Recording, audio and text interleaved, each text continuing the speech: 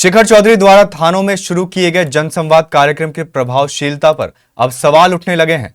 करीब एक माह पूर्व शनिवार को रोशना थाना परिसर में आयोजित जनसंवाद में एसपी ने आम लोगों की समस्याओं के त्वरित समाधान का भरोसा दिलाया था, लेकिन स्थानीय लोगों का आरोप है कि जमीनी स्तर पर हालात अलग ही तस्वीर पेश कर रहे हैं। लालगंज गांव निवासी जल्लू रहमान ने बताया कि 1 जनवरी को लाभा बाजार के पास उनके बेटे को बाइक सवार कुंदन यादव ने टक्कर मार दी थी, जिससे वह गंभीर रूप से घायल हो गया। जनसंवाद के दौरान एसपी ने थानाध्यक्ष मासूम कुमारी को तत्काल मामला दर्ज कर कार्रवाई का निर्देश दिया था, लेकिन परिजनों का कहना है कि अब तक ना तो ठोस कार्रवाई हुई है और ना ही किसी प्रकार की सहायता मिली है। सड़क हादसे में घायल युवक मुख्तार आलम ने भी आरोप लगाया है कि एसपी के स्पष्ट निर्देशों के बावजूद पुलिस की ओर से कोई ठोस कदम नहीं उठाया गया है। उन्होंने कहा कि ना तो आरोपी चालक पर कार्रवाई हुई और ना ही उन्हें किसी तरह का मुआवजा मिला। हमला रोड में एक्सीडेंट हुआ था, जो कि हम लोग गाड़ी नंबर लेके थाना में कंप्लेन किए थे। उसके बाद एसपी के साथ भी ये हुआ था, उसके बाद एफआईआर हुआ, लेकिन उसके बाद अभी तक कोई रिपोर्ट नहीं है। कितना दिन पहले एक्सीडेंट हुआ था? ये 1 जनवरी को हुआ था।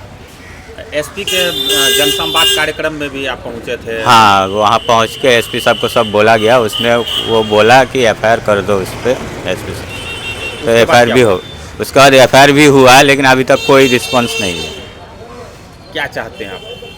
हम चाहते हैं यही जो मतलब रिस्पॉन्स हो, क्या है नहीं है, मुआवजा के लिए अगर जो है वो हो जाए।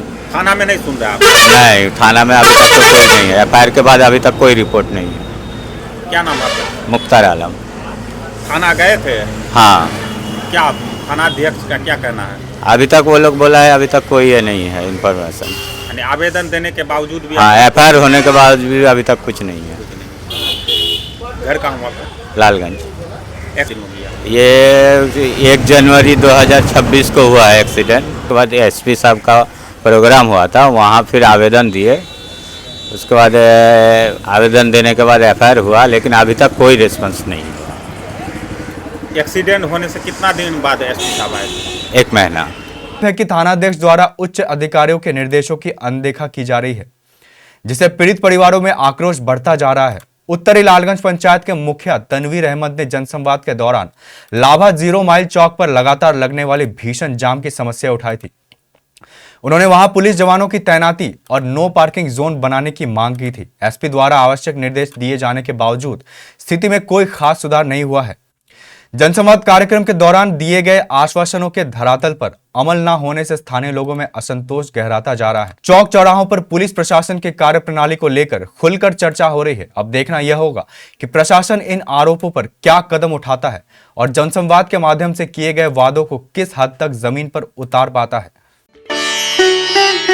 रियल डायमंड सच्चा गहना, बनेगी दुल्हन मेरी बहना। कल्याण ज्वेलर्स लेकर आया। पहने मम्मी पहने बहना, गोल्ड हो या डायमंड, वेडिंग कलेक्शन हो या पार्टी कलेक्शन, कल्याण ज्वेलर्स जैसा कोई नहीं। डिजाइनों का जबरदस्त कलेक्शन। कल्याण ज्वेलर्स शोरूम मिर्चाई बाड़ी कटिहार। अब वसूल होगा आपका पूरा पैसा। नहीं है कोई कल्याण ज्वेलर्स जैसा।